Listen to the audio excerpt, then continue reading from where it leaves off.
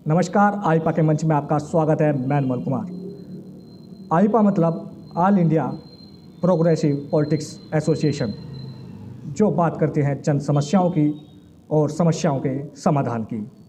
इसी को लेकर आज हमारे साथ पूनम शर्मा जी हैं, जो कि मुजफ्फरनगर के वार्ड 31 से सभासद हैं। आइए हम सीधा उन्हीं से ही रूबरू होते हैं।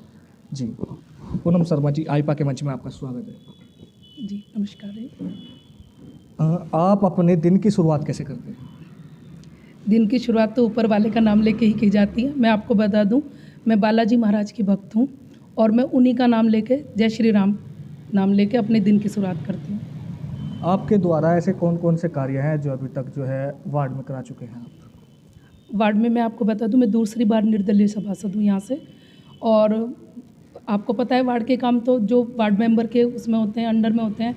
जैसे सड़कें बनवाना होता है और नाली पुलिया चैनल जो ख़राब होते हैं उनकी मरम्मतें होती हैं। खंभों पर लाइटें होती हैं, हम लोगों के थ्रू होती हैं, वो भी सही। और जो भी आय प्रमाण पत्र, जाति प्रमाण पत्र, ये सब इन्हें, और मूल निवास हुए, आजकल आधार कार्ड जो बन रहे थे उनके लिए भी, सबके लिए अगर हम लोग प्रमाणित करके देते हैं तो तभी वो आगे बन पाता है। क्योंकि आपने देखा होगा गाँव में जिस तरह प्रधान होते हैं, इस तरह से ही वार्ड मेंबर होते हैं। तो सबसे पहले ये हम जनता से जुड़ी सबसे छोटी और सबसे मजबूत कड़ी होते हैं, क्योंकि इसके लिए कोई विधायक या मंत्रियों के पास नहीं जाता है। सबसे पहले वो अपने वार्ड मेंबर के पास आते हैं, तो हम लोगों के पास यही काम होते हैं हम लोगों के। क्या आप अपने काम से खुश हैं? क्या आपको लगता था कि जैसा काम वार्ड में होना चाहिए ऐसा आप करा रहे हैं? देखो, मैं तो अपने तन मन धन तीनों से कोशिश करती हूँ कि मैं जनता के लिए, जो मैंने शपथ ली है कि भाई मैं सभासद हूँ और मैं उनके कामों को करूँगी, तो मैं तो अपनी कोशिश पूरी रखती हूँ कि मैं उन लोग काम को करूँ। और आगे तो देखो जनता की बात है, वो तो जनता तो कहते हैं कि सभी तो 100% तो हम सबको खुश नहीं रख सकते, लेकिन फिर भी मेरी कोशिश यही रहती है कि मैं 99% सबको खुश रखने की कोशिश करती हूँ अपने काम से। अगर बाई चांस कोई मेरे स्तर के काम नहीं भी होते हैं तो तब भी मैं ये सोचती हूँ कि मैं किसी न तरह कोशिश करके उस काम को करने का प्रयास करूँ। होना ना होना ऊपर वाले के हाथ है। आपके वार्ड के जो लोग हैं उन्हें किस तरीके से देखते हैं? मतलब कितना कार्य आप कराते हैं? आपके काम से संतुष्ट है वे? काम तो मान लीजिए कराती हूँ। मान लीजिए ऐसा भी होता है कि रात को 10-11 बजे भी ज़रूरत पड़ जाती है किसी को। मान लीजिए आप ये देखो, अगर कोई क्राइम हो जाए, छोटा सा भी हो जाए, किसी के यहाँ चोरी हो जाए या किसी से का कोई एक्सीडेंट हो जाए, कोई हारी बीमारी है, तो वो रात को 11-12 बजे भी अगर हम लोगों के दरवाजे खटखटाते हैं तो हम ये सोचते हैं, मैंने एक चीज़ नोट की हुई है कि 12 बजे से और सुबह 4 बजे के बीच में या कोई कॉल करता है या दरवाज़ा खटखटाता है तो वो किसी मजबूरी में होता है। तो मेरी कोशिश ये रहती है कि दिन में कोई आए तो एक बार को हम बहाना भी बना सकते हैं, नहीं है घर पे या कुछ भी कह दें, लेकिन मैं ये सोचती हूँ कि रात को अगर कोई मुसीबत में आ रहा है तो वो वाकई में मुसीबत है उस पर, तो मैं ये कोशिश करती हूँ कि उसकी परेशानी सुनूँ और हो सके तो उसको हल भी कराऊँ। क्या आपके जितने भी वार्ड के लोग हैं सबको सरकारी योजनाओं का लाभ लाभ मिल पा रहा है? देखो, लाभ तो सबको मिलना असंभव है। मान लीजिए कोई पात्र होते हैं, कोई नहीं होते हैं, क्योंकि आजकल ये आधार कार्ड जो हैं वो ऐसे हैं कि इसमें सबका पता लग जाता है कि कौन पात्र है कौन नहीं है, किसकी घर है किसकी ज़मीनें हैं, तो ये चीज़ें होती हैं। लेकिन ये है कि अधिकतर मैंने देखा है कि जिनको ज़रूरत है उनका काम तो अब तक भी नहीं हो पाया है। मेरा मानना तो ये है। क्या आप अपने वार्ड के जितने भी जो है यहाँ के रहने वाले हैं उनसे किस तरीके से आप मिलते हैं? क्या उनकी समस्याओं को जानने की कोशिश करते हैं? किस तरीके से करते हैं? आप ये देखिए कि अभी कोरोना जैसी भयंकर बीमारी में उस टाइम पे हम लोगों की ज़रूरत उनको ज़्यादा पड़ी है।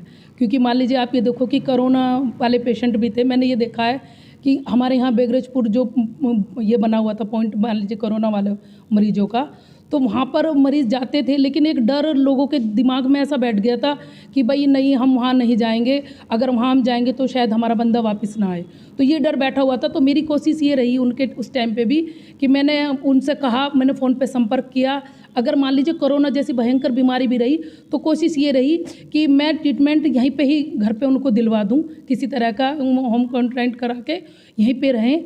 और आप ये देखो कि हमारे एक डॉक्टर हैं, डॉक्टर सोमपाल शर्मा, ढलान वाली इधर इधर शामली अड्डे की तरफ पढ़ते हैं, तो उन्होंने वीडियो कॉल पर भी और मेरे फ़ोन पे संपर्क करने पे, वीडियो कॉल पे भी उन्होंने इतनी मदद की है कि उन्होंने वीडियो कॉल से उस मरीज़ को देखा भी है और उसको दवाई भी दी है। और ये देखो कि मैंने अब ये देखा कि कम से कम 80-85% मरीज़ जो थे वो मैंने यहीं पे ही घर में रहते रहते उनको ट्रीटमेंट दिलवाया है। और बेगरजपुर देखो वही वाली बात है कि 10-5 बंदे जो हमारे वार्ड से गए वाकई में वो वापस नहीं आए। इस बात का मुझे दुख होता था। मैंने आपको बताऊं कि मेरा काम करने का थोड़ा तरीका अलग है। मैं जब पिछली योजना में तो नहीं, लेकिन अब आपने देखा हो कि जैसे जैसे हम लोग आगे बढ़ते जा रहे हैं तो हमारी मतलब सुविधाएं भी बढ़ती जा रही हैं। व्हाट्सएप और आजकल सोशल मीडिया का इतना वर्क हो गया है कि आप ये देखो न्यूज़ चैनल वगैरह वालों को तो हम देंगे कुछ तो हमारी खबर बन जाएंगी, नहीं तो नहीं बन पाती। लेकिन सोशल मीडिया इतना अच्छा है, व्हाट्सएप, फेसबुक, इंस्टा ये इतनी अच्छी हैं कि हम अगर अपना कोई उपलब्धियाँ अपना कोई काम करते हैं तो हम उसके थ्रू मतलब शेयर कर देते हैं। तो मैंने क्या काम रखा है, मैंने अपने वार्ड 31 का एक ग्रुप बनाया हुआ है। वार्ड 31 के उसमें मेंबर जुड़े हुए हैं। तो उसमें कोई भी परेशानी मैं कह देती हूँ उनको, भाई आप लोग अपने घर रहिए, अगर आपको किसी तरह की कोई परेशानी होती है तो आप उस पर मैसेज कर दीजिएगा, आपको वो सुविधा घर पे ही मिल जाएगी। आपको किसी चीज़ की जानकारी लेनी हो या किसी भी तरह का वो हो तो मैं उनको उस व्हाट्सएप ग्रुप के माध्यम से उनको ये जो भी सुविधा होनी होती है मैं दे देती हूँ। वार्ड में आपके द्वारा कितनी लाइटें लगवाई गई हैं और साफ़ सफाई का जो है किस तरीके से आप साफ़ सफाई वार्ड में कराती हैं? लाइटों की तो ये देखिए कि कोई खंभा बिना लाइट के नहीं है वार्ड में। अगर न्यू खंभे भी लगते हैं तो मेरी कोशिश ये रहती है कि मैं नगर पालिका में शिकायत करूं कि भाई ये खंभे खाली हैं। और खंभे तो खंभे, कुछ लोगों के मान लीजिए आसपास खंभा भी नहीं है तो उनके घरों के छज्जे पे लाइटें लगी हुई हैं, कोई ये नहीं कह सकता कि नहीं है, लाइट नहीं लगी हुई है। और सफाई की भी आप ये देखो, मेरे वार्ड में 11 सफाई कर्मचारी हैं और लेकिन अभी कुछ रिटायर हो गए हैं, 3 कर्मचारी रिटायर हुए हैं और एक को फालिस आया हुआ है। लेकिन फिर भी आप ये देखो कि जो 11 कर्मचारी हैं उन्होंने वाकई में वार्ड में इतना अच्छा काम कर रहे हैं वो, कि सच पूछो तो मेरा तो नाम ही वो करते हैं। मान लीजिए अगर सबसे मेन आप ये देखो वार्ड मेंबर की जरूरत किस लिए पड़ती है, सबसे मेन समस्या होती है लाइटों की, वो लोगों को जल्दी मिल रही हैं। दूसरी बात होती है सफाई की, अगर सफाई टाइम पे मिल रही है तो मैं नहीं मानती कि किसी तरह की कोई शिकायत हो। और देखो सड़कें तो बनती रहती हैं, सड़कें तो अब नहीं बनेंगी, अगली योजना में कोई और आएगा या हम ही आएंगे तब भी बन जाएंगी। लेकिन मेन समस्या साफ़ सफाई की और लाइटों की होती है, तो हम कोशिश करते हैं कि ये समस्या किसी को ना हो। ऐसा कौन सा कार्य है जिसे आप कराना चाहती है और वो कार्य अभी तक आपके वार्ड में नहीं हुआ? मेरे वार्ड में मैं आपको बता दूं, काफ़ी सालों पुराना एक तालाब है, कम से कम 24-25 बीघे का तालाब है और उस पर अतिक्रमण भी बहुत ज़्यादा हो रहा है। लेकिन फिर भी अगर मान लीजिए मैं उसकी शिकायत करती हूँ, मैं उसका सौंदर्यकरण के लिए बोलती हूँ नगर पालिका में, तो मुझे हमेशा यही शिकायत रहती, वो करते हैं वो लोग कि मैडम इस पर अतिक्रमण हो रहा है, ये तो इस पर केस चल रहा है, इस पर ये हो रहा है। अरे अतिक्रमण है तो आप उनको नोटिस भेजिए, आप उनको कोर्ट के थ्रू नोटिस भेजिए कि भाई इन जगहों पर अतिक्रमण है। लेकिन मेरा कहना यह है कि जो जगह बच रही है उसका सौंदर्यकरण कराया जाए, क्योंकि तब तक आपने देखा होगा जब तक किसी चीज़ को दोबारा दूसरी चीज़ में डेवलपमेंट ना कर दें तब तक वो चीज़ वही रहेगी, तो वहाँ पे कूड़ा डलता ही रहेगा।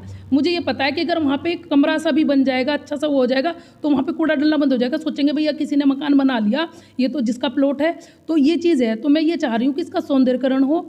अभी आपको मैं बता दूँ, एक ट्यूबवेल हमारे यहाँ बंद पड़ी हुई थी। आप ये देखो कि जो हमारे यहाँ पानी की ट्यूबवेल हैं वो कम से कम 25% शहर का एरिया कवर करती हैं, जिसमें 25% पानी जाता है। तो आप ये देखो एक ट्यूबवेल बंद थी, तो वो अभी मैंने पिछले माह कराई है उसको, वो 20,18,000 का वो काम हुआ है। और उसी के साथ साथ आप ये देखो कि 65 लाख का तालाब का सौंदर्यकरण के लिए काम, वो पैसे पास हुए हैं। लेकिन 65 लाख में मुझे लगता है कुछ नहीं हो पाएगा, लेकिन इतना है कि उसकी खुदाई हो जाए, क्योंकि आपको पता है कि शासन के आदेश है कि तालाब हम लोग बंद नहीं कर सकते। तो मेरा मानना यह है कि इसका सौंदर्यकरण इस तरीके से हो कि बीच में तालाब रहे, उसकी 4 दीवारी अच्छे से हो जाए, रेलिंग लग जाए और उसके चारों तरफ पार्क बने। आप ये देखो कि आसपास यहाँ कहीं ऐसी जगह नहीं है कि जो हमारे बुज़ुर्ग लोग हैं या बच्चे हैं वो जाके खेल लें, या बुज़ुर्ग सुबह को घूमने जाते हैं, पता चला है आजकल ट्रैफिक कितना रहता है, कोहरा रहता है सड़कों पे, कोई ज़रा सी देर में बाइक वाला टक्कर मार दे, गाड़ी वाला मार दे, तो दिक्कत हो जाती है। तो मेरा मानना यह है कि एक पार्क यहाँ पे बन जाए तो हमारे वार्ड वालों को भी सुविधा हो जाएगी और आसपास वार्ड वाले जो हैं वो भी। और एक क्या रहेगा, आप ये देखो मेरे वार्ड में कम से कम मेरे ख्याल से जहाँ तक मैंने सुना है 35 वर्षों से रामलीला होती है। और वो रामलीला, पहले हमारे यहाँ रामलीला मैदान था, वो अब बिक गया है, मैं आपको बताऊँ। तो अब कोई ऐसी जगह नहीं है, तो अब कुछ सालों से 8-9 सालों से उस तालाब पे ही रामलीला चल रही है। तो अभी कोरोना के टाइम से तो 2-4 बार से हुई नहीं है, लेकिन मैं ये चाह रही हूँ कि वहाँ पे कम से कम 2-3 बीघे रामलीला के लिए भी हम रखें। उसमें क्या होगा, रामलीला का मंच बन जाए, रामलीला वाले रामलीला करें, किसी को भागवत या बड़ा प्रोग्राम करना है वो करें। और सबसे मेन बात है कि गरीब कन्याओं के विवाह, आप ये देखो कि अगर किसी गरीब कन्या का विवाह होता है तो उनको जगह, अगर वो कहीं भी जाते हैं, मंदिरों में जाएं, धर्मशाला में जाएं, कम से कम 11,000 21,000 की रसीद उन लोगों को कटवानी पड़ती है। तो मैं ये चाहती हूँ कि वहाँ पे वो 3-4 बीघी जो ज़मीन हो वो इस तरीके से अच्छी तो सौंदर्यकरण करा जाए कि जो गरीब हैं वो अपनी लड़कियों की शादी वहाँ पे कर। तो ये चीज़ है। ये हमारे साथ सभासद पूनम शर्मा जी थी, जिनका साफ तौर से कहना है कि जो भी समस्याएं होती है उन्हें मैं स्वयं ही जाकर सही कराती हूँ। आईपा मंच के लिए मुजफ्फरनगर से अनमोल कुमार की रिपोर्ट।